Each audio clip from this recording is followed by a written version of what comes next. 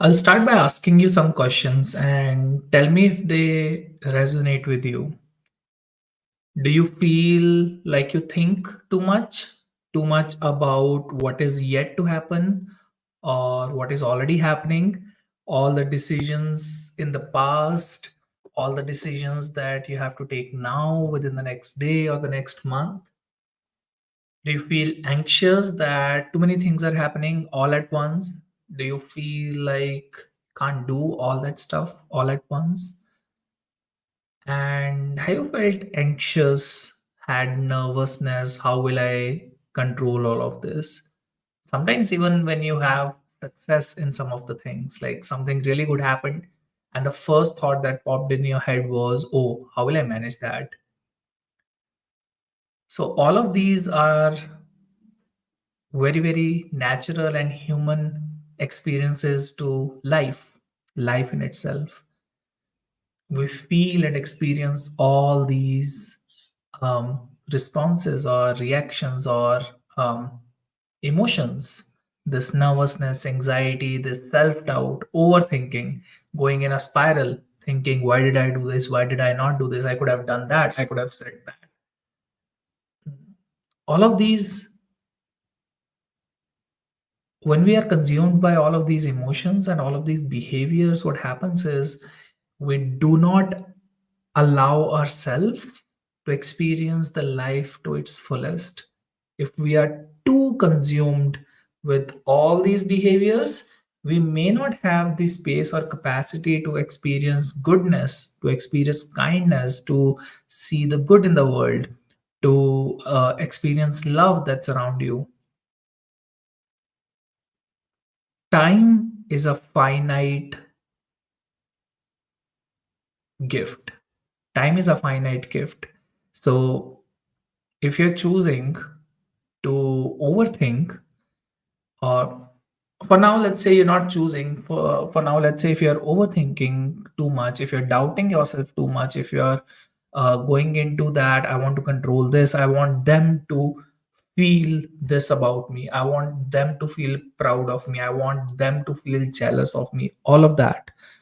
We want others to have certain feelings about us. So when all of that is happening in your life, there is zero space for some goodness to happen, for you to experience life to its with its full colors, right?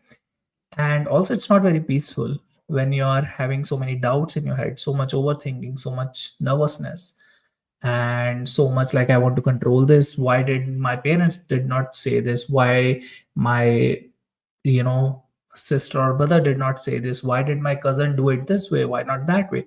So when all of those calculations are moving in your head, you don't have enough peace or happiness or space to feel any positive emotion at all, right? And I see that as a repeating pattern in my coaching.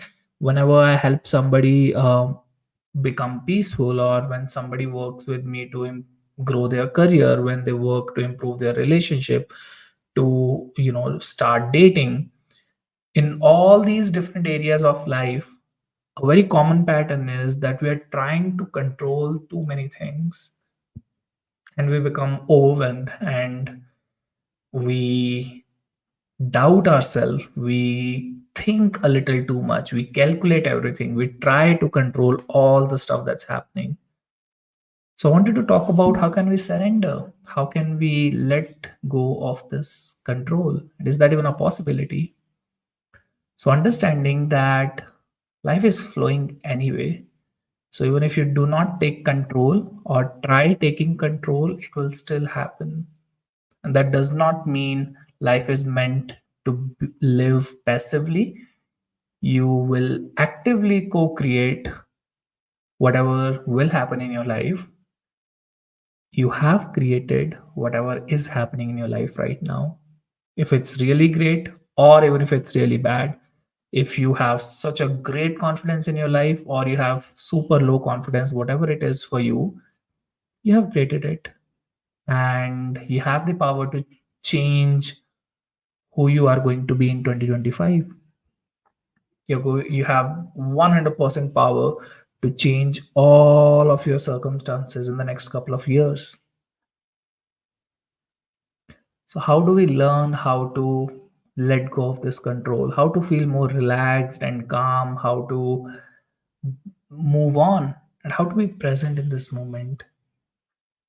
So, not letting go would mean you're holding tightly to something that has happened in the past. Imagine there is a rope that you're just rope, maybe there is a dumbbell that you're carrying from the past, it's heavy and you can drop it.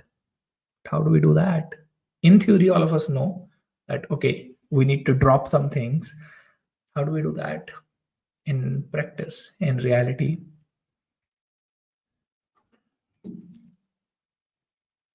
First things first, not going to happen in one day. If you have learned to do something for the last 20 years, I don't think it's fair to expect that it will go away in 20 minutes, right? Something that you learned in 20 years, it might take a couple of months. So in the next couple of minutes, I would want to share what are the next steps you can do. What are the steps that you can take as a starter? Because it's going to be a journey, but the journey will only start when you take the first few steps, right? So starting with, how about we focus on the small steps? What's the next immediate step I need to do? What's the smallest possible action I need to take?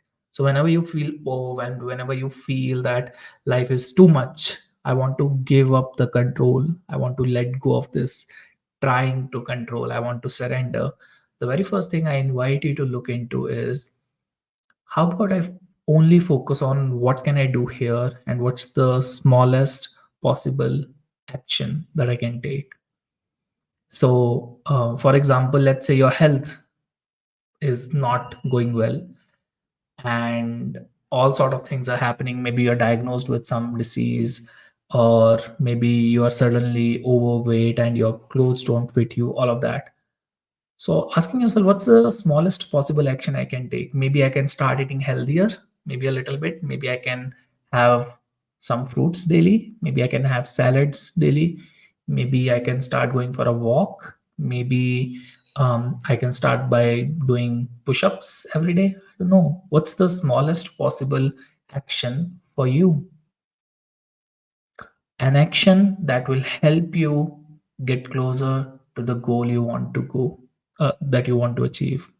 So think about bigger dreams and smaller actions, bigger dreams and smaller plans, smaller action steps. Okay. The second point, how to surrender and let go, is pause and slow down. So how do you do that? Literally, how do you do that? Is by taking a couple of deep breaths and learning to meditate, learning to dissociate from what's happening and be a witness to, oh, all of this is happening right now. So, learning to pause in whatever you're doing, wherever you are, pause and slow down. There's a popular quote called slow down to speed up. And if you watch that Spider-Man movie, so you know that a very popular scene from Spider-Man, the previous ones, is when the Spider-Man is in the canteen and there's a character who has a tray full of food items, and the tray suddenly falls down. And because the Spider-Man has that power of slowing down, so for him the time slows down. So um, see, this is 1 second for us.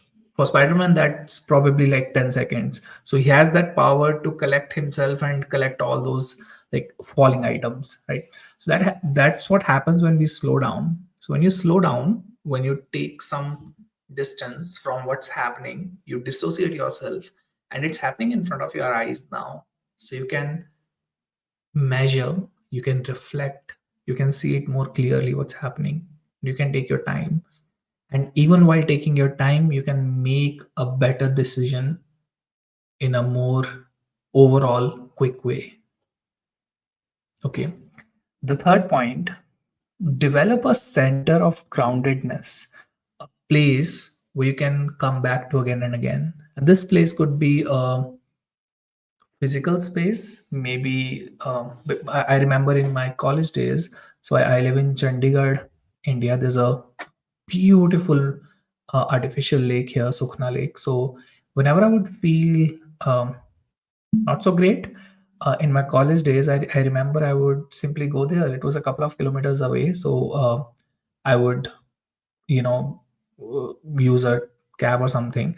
Or even later, a couple of years later, I remember when I was working full time, and I had whenever I would have some bad days, I remember it was 4 kilometers from there, from my living place at that point, and I would simply jog till there. And that was my safe, happy, grounded place, literally speaking, physically speaking. Otherwise, reconnect with some of your memories that shows you that it's safe to be here. So develop a center of groundedness. And the fourth point, make surrender your lifestyle. The first 3 points are more into if you're in a crisis, slow down, slow down. This is how you get started. This is how you learn to surrender and let go. And eventually, having a goal in your life, an aim in your mind that surrender is going to be my lifestyle. And how does surrender as a lifestyle look like? A lot of self talk around, I don't know, we'll see. So these two sentences, befriend these two sentences. I don't know. I don't know. And then we'll see. I don't know. We'll see. Whenever something new happens, whenever some painful incident happens, oh, I don't know. We'll see. Right? Learning how to give up control and having that trust and faith in yourself that things will work out. Things will work out. Things usually work out for me. So, how can we create the surrender and letting go as a matter of your lifestyle? And you can learn that from dogs.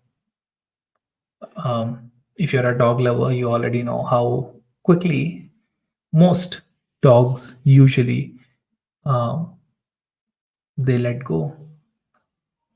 So, learning from them and making this as a lifestyle that, you know what, I just don't take tensions. I just don't take worries. I don't like control. I'm just flowing. Life is like a river and I'm just flowing with it. I don't need to create any resistance. I don't need to swim against the flow. Life is just happening and I'm really enjoying whatever I'm experiencing here, whatever I'm creating here. Life can be easy and you can be a living example of that ease. And the last one is take some help.